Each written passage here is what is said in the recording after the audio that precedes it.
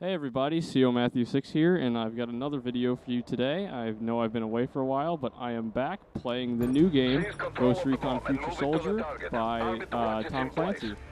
And in this video, I will be explaining the ins and outs of the Engineer class, and how to play it, what its strengths are, what makes it different from Scout and Rifleman, and why it's an overall good class. Now, the Engineer, like the Scout, does not have the body armor that the Rifleman does, so you will not be able to take as many hits. Usually you're going to be downed in about 3 to 4 from a normal assault rifle, 2 to 3 if he has armor-piercing rounds. 1 round of the shotgun should be able to get you, and sniper rifles 1 to the chest will usually be enough to take you out. Now, if you just saw my last kill there, you would have seen that I was using Dragon's Breath rounds, which you can unlock at level 16, which you have a decision point with decoy or Dragon's Breath rounds, and I went with the latter because you can set things on fire, and that's always good. Oh, look at this, look at this. Stealth kill, curb stomp, what up? Also, the Engineer is outfitted with sensor grenades, the only class able to equip them, and this allows you to detect any enemy in the area.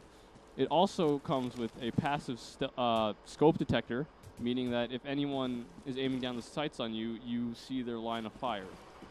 So not only do you pick up on their position, you also know that they're targeting you, and you should get the hell out of wherever you are and find some cover.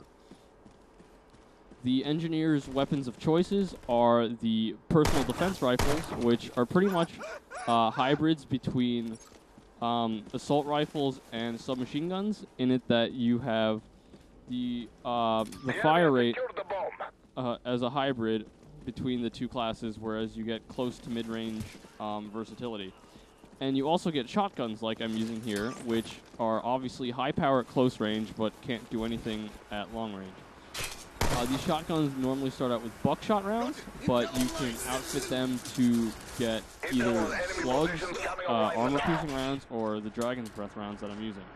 Now, if you'll take a look here, I was stunned, and my teammate did not come back to pick me up, no matter how many times I screamed into the microphone while I was recording this video. Don't be that guy, okay? Don't be the guy that just, like, is a lone wolf. This is Ghost Recon, and you get points for revives and whatnot. That right there was actually a very nice blind fire kill. And the thing about Dragon's Breath rounds, if you're set on fire, it's not the end of the world, because what happens is, if you do a combat roll, which is going prone very quickly, then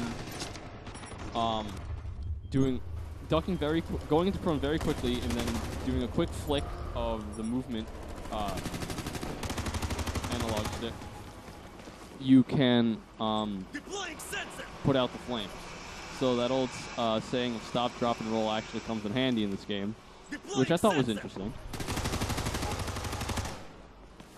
So, more things about the Engineer. The Engineer is the primary support role in Ghost Recon Future Soldier, because of his ability to detect enemy positions and being able to have the most support based equipment. And right now I get a host migration, so let me just fast forward through that. And okay, we're back. That was actually pretty quick. So whenever host migration occurs in this game, everything gets reset. So in Decoy, the entire match gets reset. So you have to take all 3 objectives again, or defend all of them again. In Saboteur, the bomb gets reset, and you go back to your spawn point. Now, what I was going about before, about the Engineer being the primary support role, the Engineer gets sensor grenades and UAVs, and at later levels, UCAVs, and even Sentry Guns.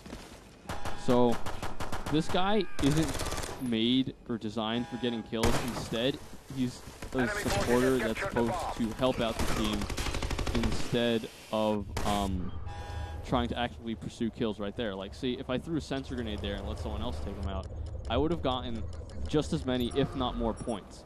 Because this game rewards support actions more so than kills.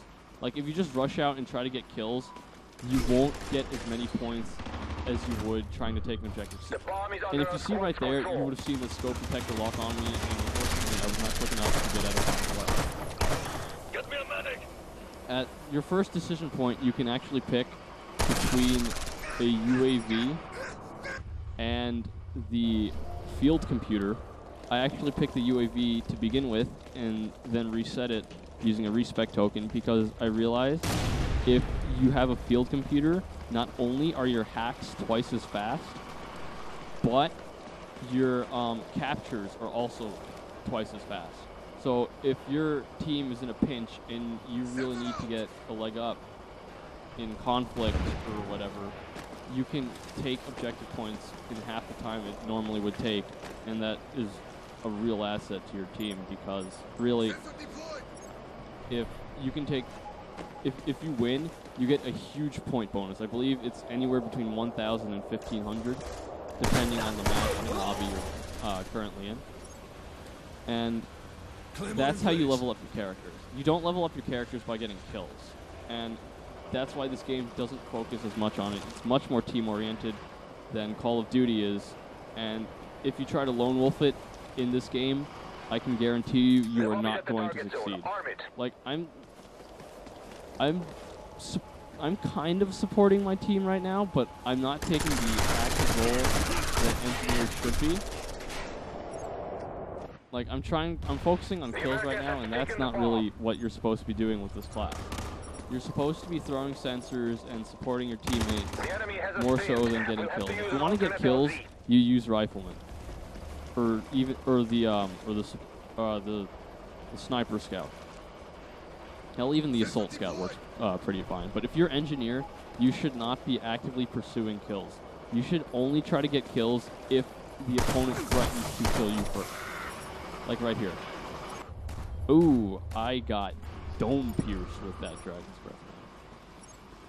Now, shotguns in this game are a lot more realistic than they would be in Call of Duty because these things actually get range on them. It's not like if you're like more than 10 meters out, you're not going to be able to do anything.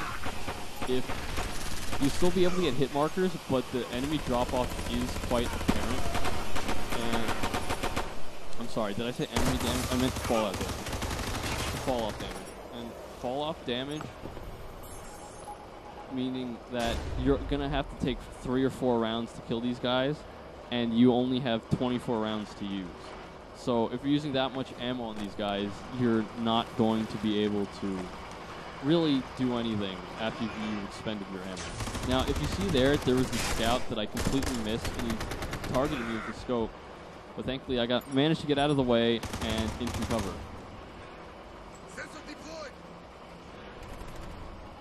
So what I'm trying to do now is detect enemies. See, I got 2 right there. Unfortunately, my teammate got knifed, but I'm able to find these guys. I don't believe I get any kills here, but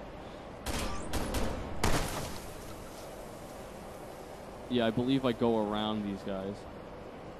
But intel actions are rewarded in this game, and they're often the tiebreakers in Conflict and Saboteur.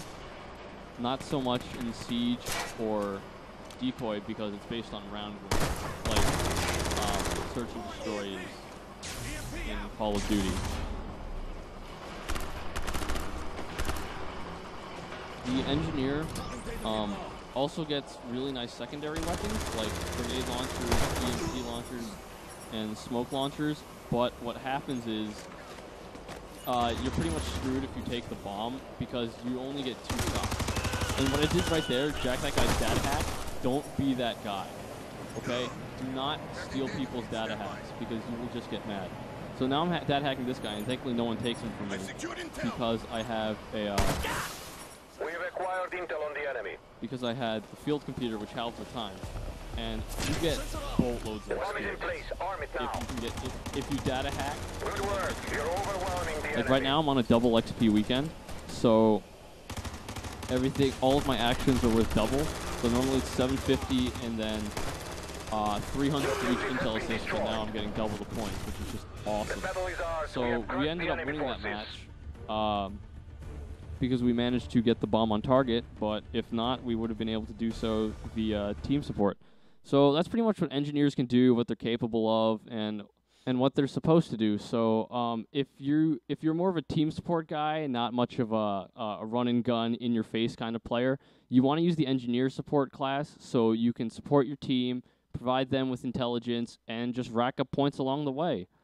Well, this concludes the end of this video, but I hope you will be able to tune in for when I describe the rifleman and scout classes. I hope you enjoyed the video, and I'm out.